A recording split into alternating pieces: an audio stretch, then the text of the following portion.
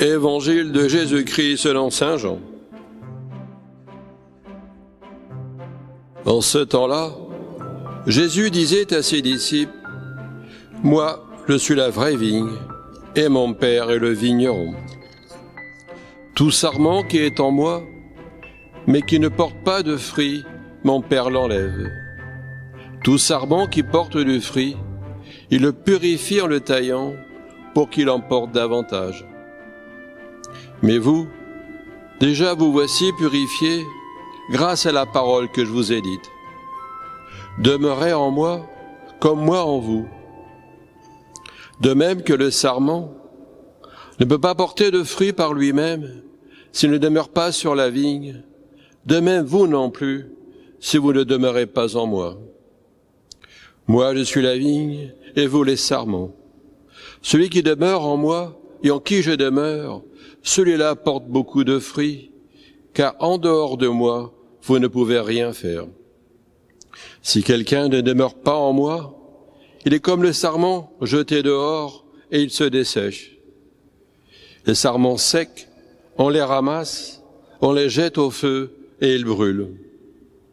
Si vous demeurez en moi, que mes paroles demeurent en vous, demandez tout ce que vous voulez et cela se réalisera pour vous. Ce qui fait la gloire de mon Père, c'est que vous portiez beaucoup de fruits, que vous soyez pour moi des disciples, acclamant la parole de Dieu.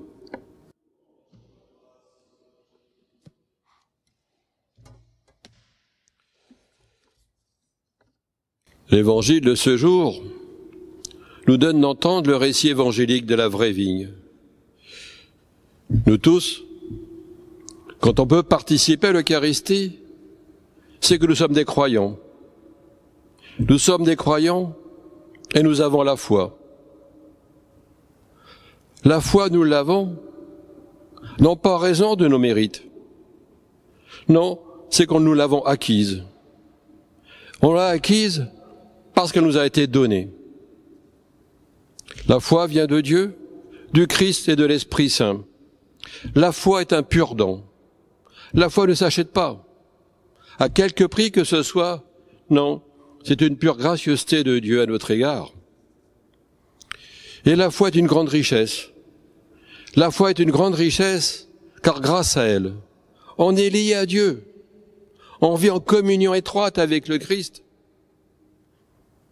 Et grâce à la foi, l'Esprit Saint reçu au baptême habite en nous et fait de nous les intimes du Christ, ses amis, ses disciples. La foi est aussi une grande richesse, car c'est bien grâce à elle que nous savons une chose importante. Nous sommes aimés de Dieu et que nous sommes précieux à ses yeux et que Dieu jamais, lui, ne va nous abandonner. Il est vrai que parfois, on souffre beaucoup durant notre vie, mais si on a la foi, on sait que Dieu est toujours avec nous en ces moments difficiles. On peut être déçu par des gens qu'on a beaucoup aimés et qui nous ont abandonnés. Mais la foi nous assure une chose. Dieu, lui, jamais ne va nous abandonner. Car l'amour de Dieu est fidèle. L'attachement de Dieu à chacun, à chacune de nous, est irrévocable. N'oublions jamais, jusqu'à la fin de nos jours, Dieu sera notre compagnon de route. On peut l'abandonner, nous, l'oublier, le trahir, mais lui jamais. Et la foi est aussi une grande richesse, car elle nous fait connaître des réalités profondes et vivifiantes, que nos yeux de chair ne peuvent pas voir.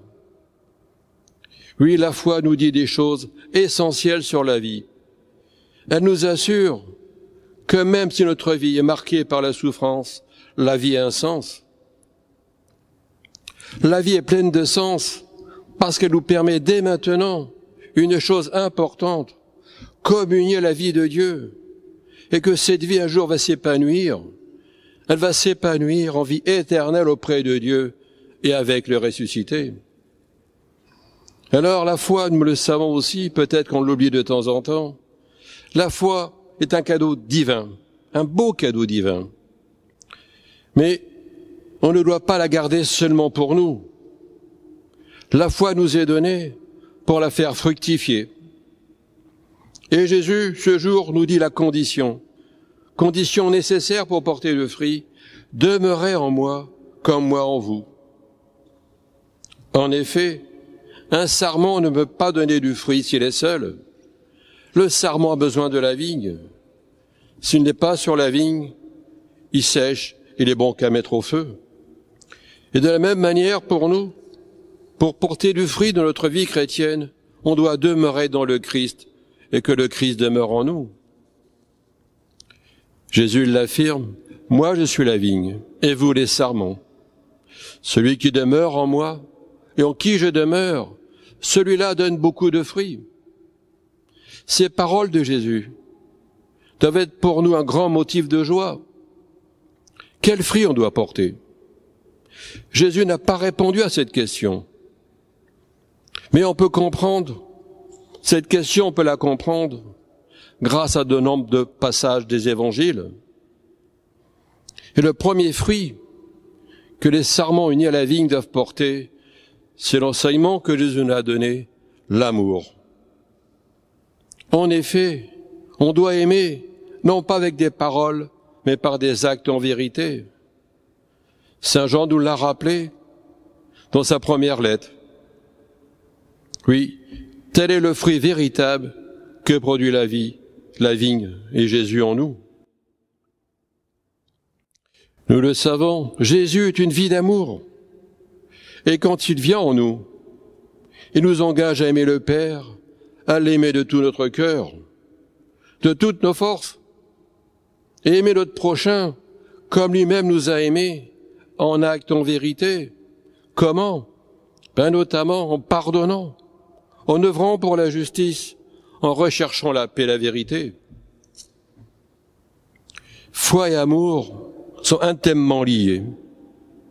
Avec la foi, on demeure en Jésus, et Jésus demeure en nous. Et saint Paul l'a affirmé dans son épître aux Galates. Saint Paul a dit, « Ma vie, aujourd'hui dans la condition humaine, je la vis dans la foi au Fils de Dieu, qui m'a aimé et qui s'est livré pour nous. »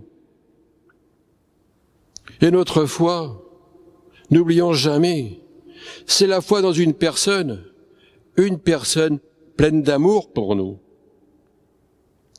Elle nous met en contact avec cette personne qui est Jésus, et qui nous donne la force d'aimer. Elle nous permet de modifier d'abord notre propre vie. Modifions d'abord notre propre vie, avant de modifier ce que nous côtoyons et le monde qui nous entoure. Croire et aimer, demeurer en Jésus au moyen de la foi et porter du fruit, telles devraient être les caractéristiques de la vie chrétienne, afin de répandre autour de nous le bonheur. Alors si parfois on oublie, une chose qu'on ne doit pas oublier, c'est que Dieu est miséricordieux et que son amour à lui ne nous fera jamais défaut. Ce matin, demandons au Seigneur de vivre dans la gratitude, de ce double commandement de la foi et de l'amour, afin d'être véritablement emplis de la vraie joie qui vient d'en haut.